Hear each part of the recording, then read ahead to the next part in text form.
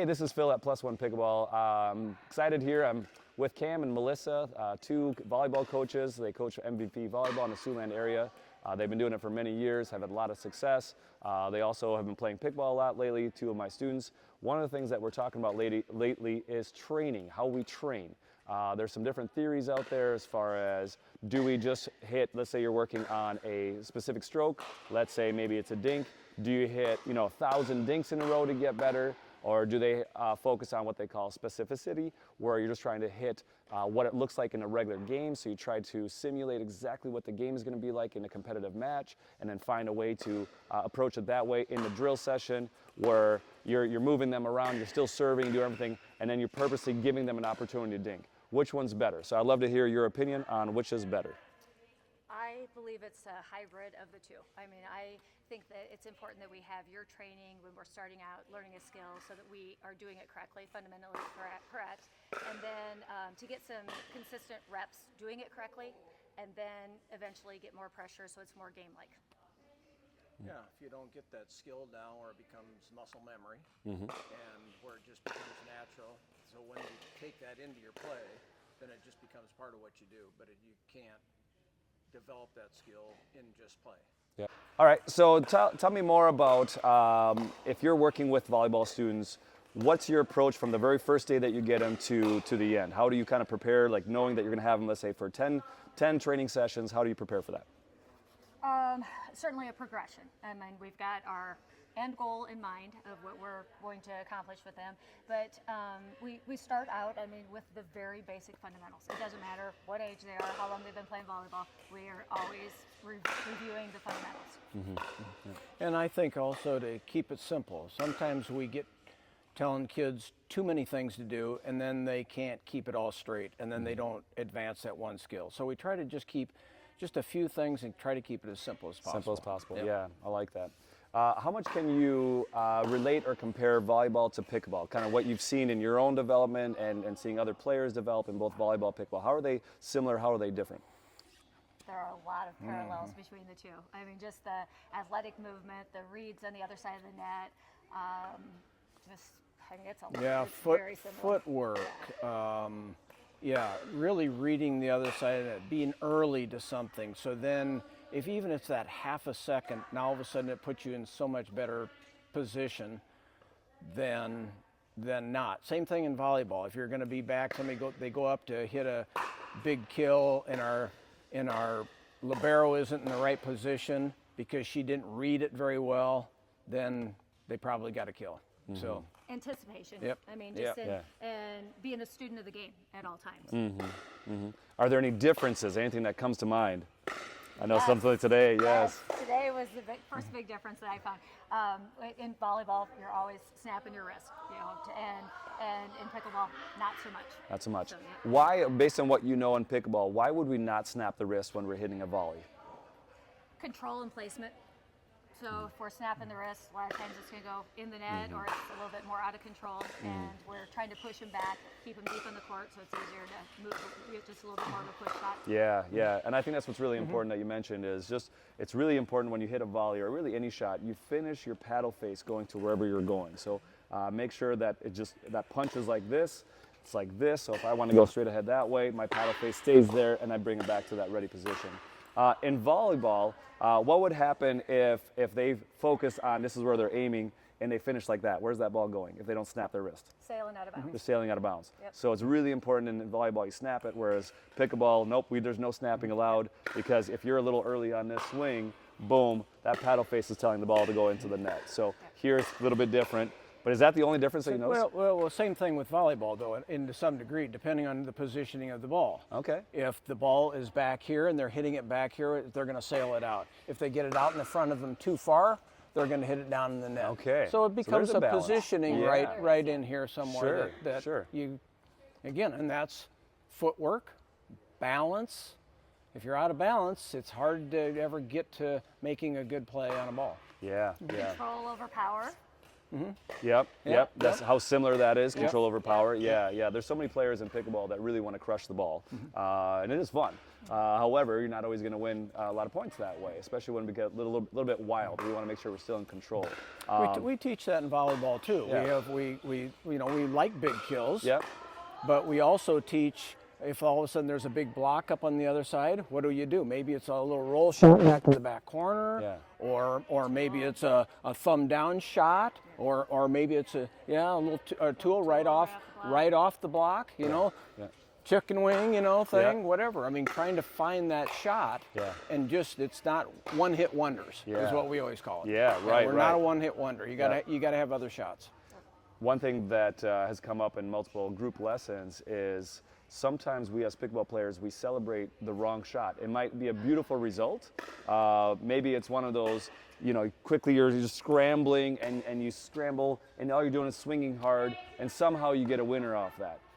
That doesn't mean it's the right shot, but we celebrate that, right? How often do we celebrate the wrong shot? Because at that moment it was great, but if you do it 10 times, you're probably not going to win that at least 7 of those times. So it's actually not the right shot percentage-wise. So good. And the higher level players that you play against, the less often you're going to find success. Yeah, that's right. Yeah, we'll even say that too in volleyball. All of a sudden we get a bad kill, but we got a kill, and we'll encourage the girls to make sure, hey, let's clean it up, and let's do it right. Yeah.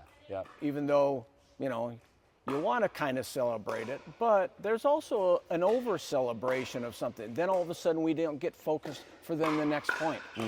Yep. We're still thinking about that last, about how proud we are about that we got this kill. Yeah.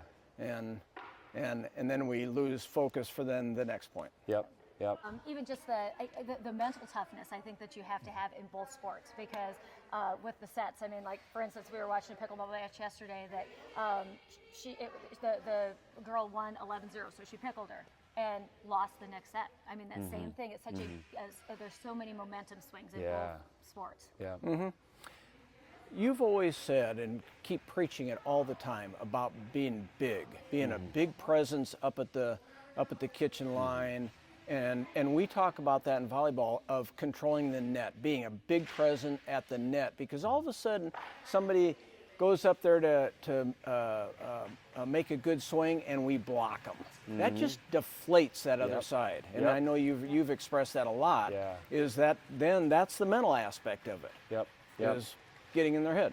Absolutely, it's the little things in pickleball, volleyball, really in any sport, right? It's the mental, it's the preparation, it's anticipation. So let's talk a little bit more about being big. So in pickleball, we want to be a presence. So not only do you have to be tall, lanky, whatever else, you need to show that your paddle's here. They see that. The opponents see that the paddle's out in front of you.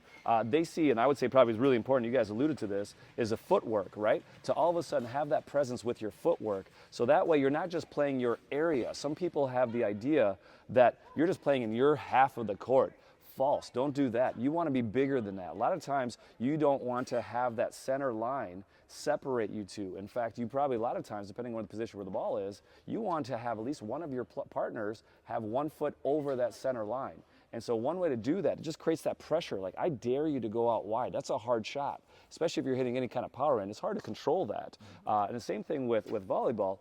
Having that footwork, being that presence. It's one thing to be a big hitter. It's another one to all of a sudden move right in front of them and get that block, right? Yep. Yeah, exactly. Yeah, good. All right, anything else? No, I think you have always talked about split step, which again, we're just talking about simply the footwork, but we teach that in volleyball too. Yeah. It's a tennis thing too, yeah, right? Yep, it is, absolutely. Walk me through, what does a split step look like in pickleball and volleyball? The same thing. Yeah. I mean, about when they're about ready to hit the ball, we talk about it's kind of like springs. You get like that, you stop, and it springs. You just get a little bounce out of it, where you can move either direction. Yep. So if people don't know what a split step is, both in volleyball, tennis, pickleball, as you're transitioning from the baseline to the non-volley line, as you're running up, right before the opponent hits, you want to freeze yourself, basically. One way to do that as you're running, as Cam mentioned, as you're running, you just do kind of a quick baby hop, and then you split out your feet. So the steps are splitting out to your shoulder width. And so that gives you that preparation. You're fully balanced before they hit. Now when they hit anywhere, you can react easier. a lot of beginner players, or maybe even 3-0, 3-5 players, even some 4-0 players, I've seen this, they run through the ball. What I mean by that is they're trying so hard to get to the non-volley line, they forget to stop. And so they're running through the shot, and all of a sudden that opponent hits maybe a different angle. They can't adjust fast enough with their body. And so by that little split step, they can adjust easier. In volleyball, talk me through that. What is that like? How is it advantageous for them to change directions and anticipate better when they split step? I think for more than anything, it keeps them in balance so that they can react either direction. I mean, they aren't caught off balance and go in the wrong direction. Yeah. Again, I think of, the split step as one more aspect of it is that when you finally do stop, you get here.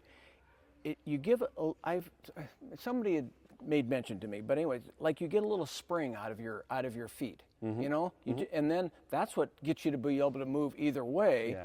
But yet you're in balance. Your hips are over your feet, and then when you do that, then you can like go either direction very quickly. And the same thing with volleyball. Libero goes back there, she reads something, she gets there, she split steps, and then she's ready to go. And then if last minute she needs to go this way or that way because her hips are over her feet and she's in balance, she can get that done. Excellent, excellent. Good, good.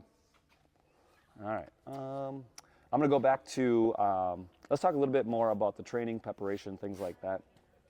In pickleball, one of my goals when I give lessons is to figure out where are they at. So I just take a few minutes to assess them, figure out their strengths and weaknesses, and then one of my kind of goals that I really try to focus on is what area of their game should we focus on that will allow them to grow the fastest in the shortest amount of time. And so, like you said, I think what it depends on, is the person at a level where they've got a lot of the strokes down. They're just looking at maybe strategically or tactically how are they going to get an advantage. So we can focus on that. Then we're going to play more like a typical game type of situation, do the type of drills that make it simulate as much as a real match as possible. But when I have an individual that has a certain skill that mechanically is not sound yet, it's off, we definitely want to break that down from as basic as it needs to be, just so they understand step 1, step 2, step 3. Because in pickleball, like in volleyball, I'm sure, there's multiple elements to just one stroke, right? There's multiple elements in pickleball. Let's say you want to hit a forehand drive. There's multiple elements if you want to hit a dink of any kind. It's not just get your paddle low and swing. There's way more to that. In volleyball, let's talk about how many steps would you say if you were to break it down? If, let's say, in preparation of even a dig, what do you have to be mindful of? Because not just stand there and hit the ball, right? There's multiple steps to that, multiple elements. Walk me through, like, what would be digging volleyball? How many steps would you say, or how many elements are involved?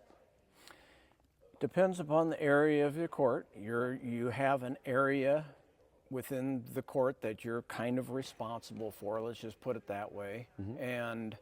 And so those steps are not a lot because you just can't cover that.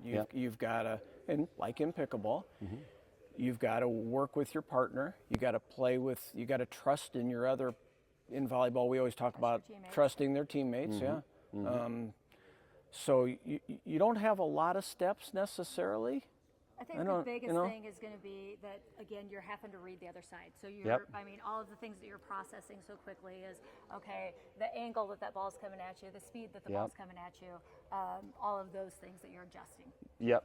So preparation is huge, right? And so with pickleball, it's the same thing, the preparation. In volleyball, like you said, depending on the angle, if you're going with as simple as a dig, which, like we're saying, it probably doesn't have a ton of elements, but there's still that preparation. There's multiple elements. Absolutely. If the angle is coming straight ahead, your body's probably more likely to be squared up there, right? Versus coming at an angle, you're squaring up your body there, right? I presume. Squaring up. Adjusting your platform to whatever angle, just like you're adjusting your paddle. Exactly. So now we're talking about feet preparation, hip preparation. Also now we got arms, right? How are the arms? How is it? I know you have different drills related to where should the arms be together, so on and so forth. Pickleball, same thing. A lot of it is really just the preparation. The last part is really that execution, that follow through. But there's multiple steps depending on the situation before so that preparation piece, which is fun. There's a lot of things that can go wrong. So that's why the consistent, correct reps are so important. Yeah. One thing along those lines is preparation that I tell my students a lot of times is, especially let's say we're talking about ground strokes, we want to prepare early. And the very first thing that I preach on this then is on the ground strokes is if you can tell as soon as it's coming to your forehand side, you bring that paddle back to your forehand side. As soon as you see it coming to your backhand side, you prepare to bring it back to your backhand. And then ideally, at the same time, you're doing, if you're pivoting, which I would recommend, you bring the paddle back at the same time as your leg. Same thing, I'm guessing, for volleyball, that preparation, how to anticipate, be ready for it, so on and so forth. Absolutely.